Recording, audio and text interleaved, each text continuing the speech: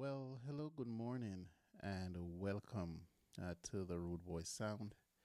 I'm DJ Paul, host of the Spurs Sound Off, right here, right now. And this here is the Tuesday after. And today, in the United States, we're having presidential election is going on. I'm going to get out and vote sometime this afternoon with the better half of me once she gets off work. We have to do our due diligence. However, we're here to talk about football one more time. And the Tuesday after, I think I'm going to keep this consistent, doing my videos, doing my take the Tuesdays after the each game, because what that does is it does give me a point of reference, give me a chance to go back and look at the game. Sometimes I'm not able to access the game um, for rewatch on demand before. I think Monday sometimes. If it's I think if it's Saturday, then it's Monday, whenever it is, or Sunday. I'm able to watch it or back over the weekend. And so I spend a lot of time on social media listening to a lot of the commentaries, some from, like Talk Sports, other content creators, just, other YouTube um, channels. And there's a lot of information, there's a lot to digest. And so, on some of these occasions, Facebook as well. I think I'm on Facebook more so, and YouTube. That is where most of the feedback I get is coming from, and also, my own input as to what I saw with the game. I practice to rewatch the game because sometimes you miss a few things in the game. There are things that you would do, and if you guys don't know me well, hopefully I can introduce myself to you all, and also my take on Tottenham. I've been a lifelong fan.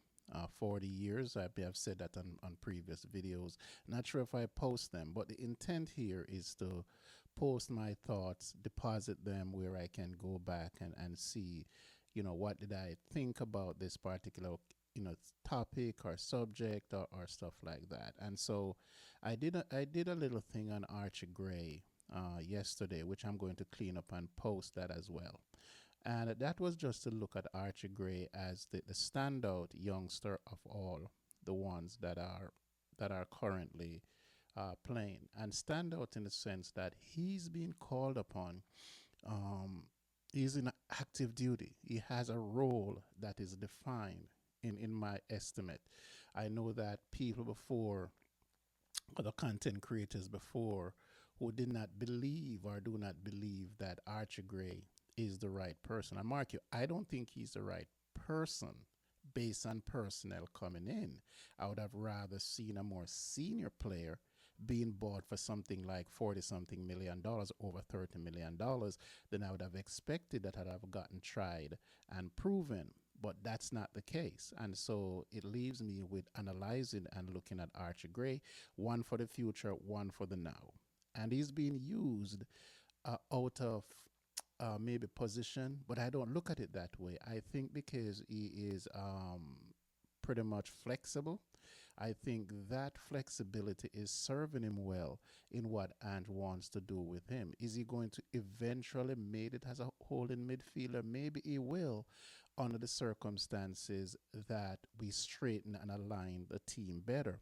And in this case, it's not his fault because we have two holding midfielders that he's not going to get ahead of. And then considering that in a pinch, Sar can also play at the holding midfield position, Archie Gray is going to be the odd man out.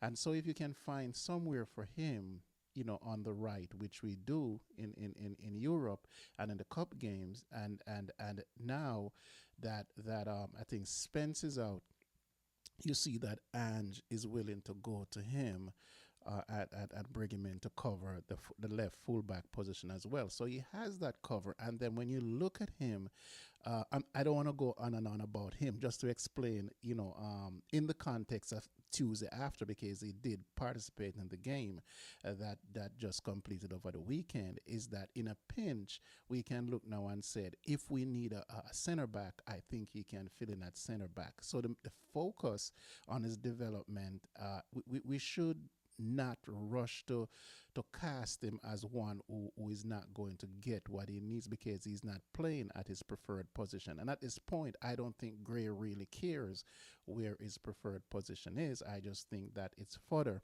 for those who want to doubt bringing in the youngsters. And if I may, I would just touch on Bergval. I don't think he's actually ready. He shows sign to dominate at the position where in their summer reliance. I think you're looking to pull him when he starts more than giving him a longer run. I don't think he has developed the touches and the pace of the game, but he's still young.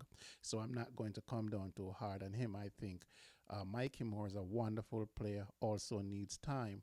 Don't take away from the talent that he has, but the performances are still sketchy and he's still getting time in between. So that's a good thing. And so that's it for the youngsters. I'm not going to go too deep with this video because this is not the intent. I will cover the youngsters, all three of them, all at once, the way I did, just throw some stuff Archer Gray's way in the way Andrew's using him. And that's fine by me. I don't have a problem with it.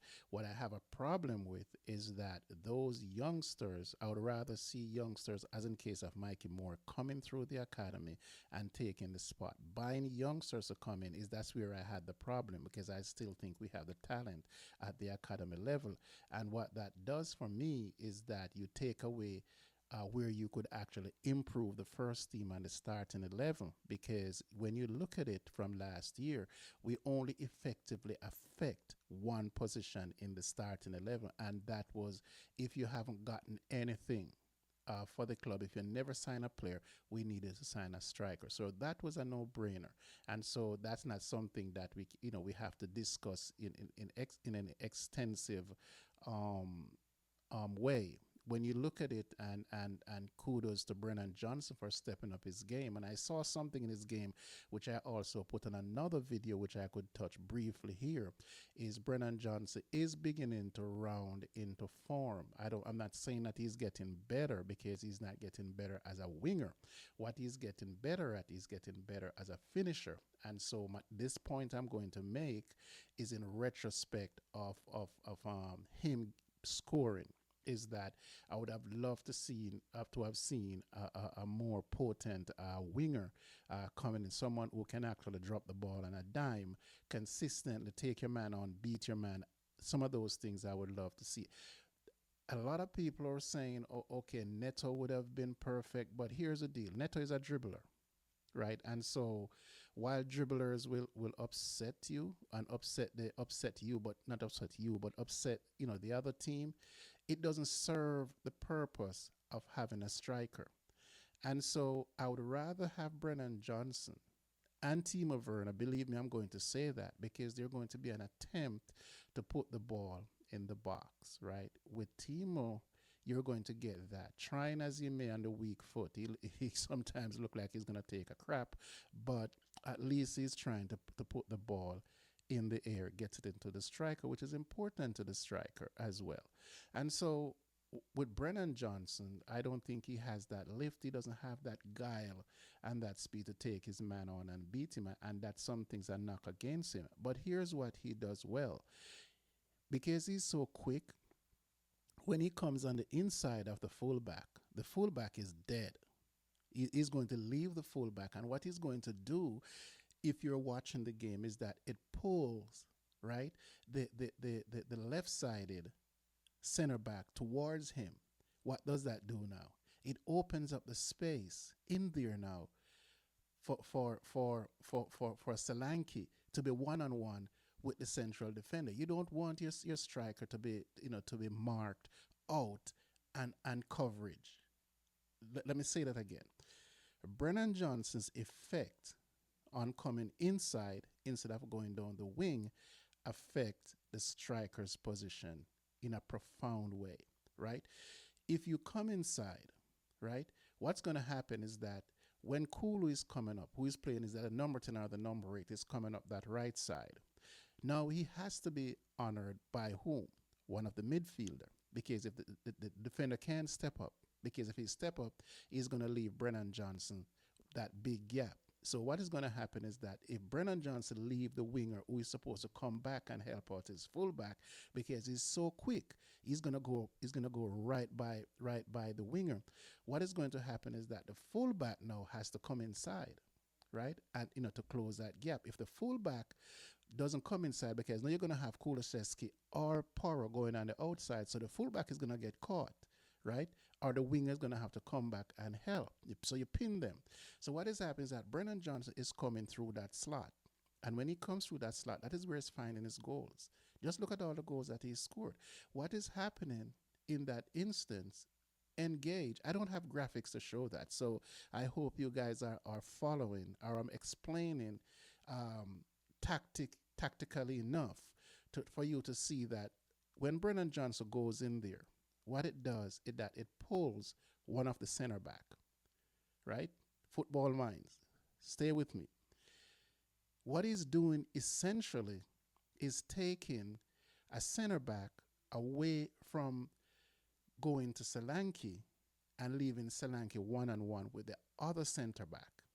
So now inside the box, everyone is one-on-one.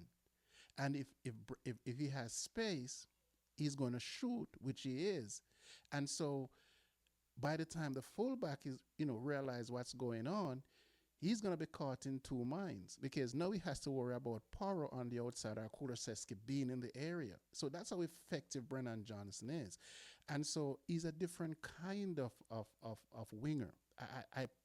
I hate to say it, but I can't pin him down as being a winger. I think he's a tweener, pretty close to being a striker. And if you go back and look at his all the goals that he scored, and most of the goals that he scored from the left, the right, and through the middle for Forest, that's how he was finishing. He came charging in. He doesn't play with his back to the goal, but he has that burst in speed, that first step. Not a carrier of the ball, not a dribbler of the ball either, but he has that pace that if you play him into space, he will beat the man to the ball. And 9 out of 10 times you want to set the table, so all he has to do is strike the ball. How many of those goals have he scored in this rich vein of form that he's in? So while I would have loved to have seen a tried and true winger coming in, Brennan Johnson playing the way he's playing would alleviate that problem. So now you can develop somebody behind him instead of developing Brennan Johnson behind somebody who you pay $40 million for. And how does that fit appropriately? Now you develop Mikey Moore behind Brennan Johnson. And so the team will grow, right? So now we look at it and we take it to the other side. Son is a carrier of the ball. There is no question. But is Son a wide player? No. Son is just like where Brennan Johnson would be, is that's where Son starts. Son is an inside guy. Son is a goal scorer, so he wants to be closer to the goal. In Andy's offense, he wants you wide, but the way to get Son comfortable is to play fast. You don't bounce it around and then give it to Son. You want him to be on the move. You want him to be taking on the fullback. And so when we're doing that and we're moving the ball and we don't have the fullbacks pushing up into space, because all that I'm describing here is just play that is going to happen between the wingers, the number 10, the number 8, and the striker. Those are the only people that are going to be involved in a singular attack, and they should be the ones who are involved in a singular attack on each possession. So what it does is that it eliminates a whole lot of things. It eliminates trying to guess where the ball should go. You should know where the ball is going. These are going to Brennan Johnson, is going to Kulusevski or Madison or Solanke, Son, right?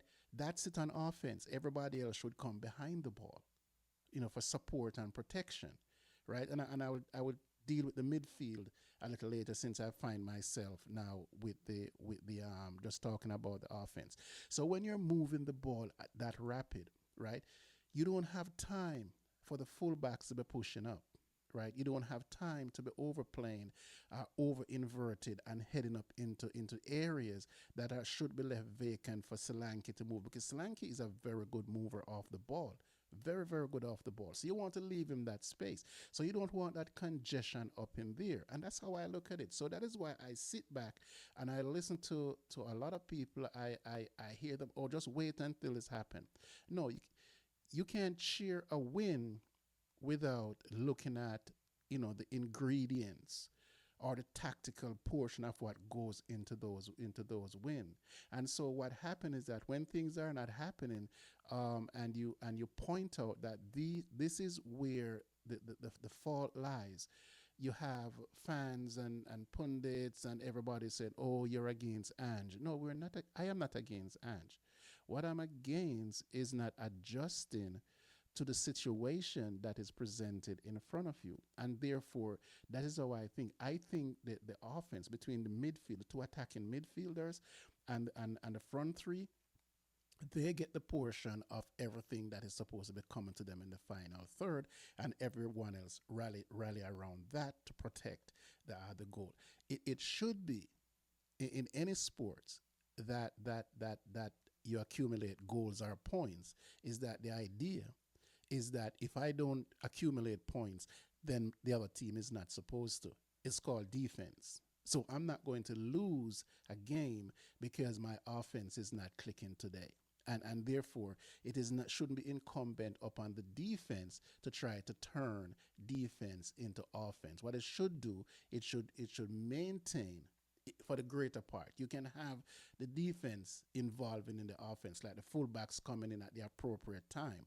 But for you to say, well, I want to flood the zone with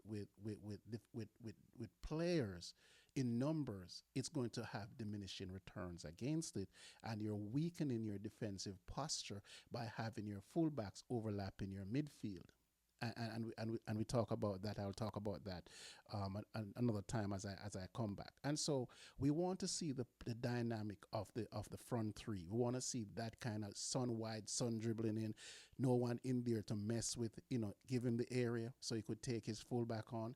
Same thing with Johnson. Even when Johnson is a cutter coming inside, he doesn't have the trickery like Son, but he's getting to where he needs to be. Is head for the box. It ball goes out left, you're right, you head for the box. There is absolutely nothing else for you to do but to make sure that you're giving support for the ball coming over. So by the time Johnson is in the box, Cool is coming in the box, Madison is on the edge of the box, Solanke's at the top of is in the pivot, and you have 4 or 5 men just around the box. You're going to create a lot of chances coming from that.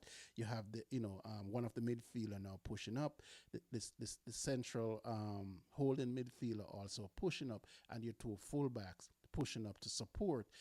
If they have to now go on a recycle, Son is going to already be inside. If we're talking about Udogi, Udogi can now go on the outside. You're still going to have that support, or vice versa, where you have the ball being rotated and now Johnson is inside. So therefore, Cool is going to hold the middle and Power is going to go on the outside. So you should have that dynamic of play, and that is the only way I see personally that you should involve the fullbacks so often in terms of providing not the first width, but the secondary width of once you give the wingers enough chance to go inside, which you shouldn't invert and go inside. You invert and make the defensive posture stronger, and then once that winger goes inside, then you can come out of that set and go wide to provide additional width in the secondary movements of the ball from both sides, and you make your spine of the team much stronger in that respect.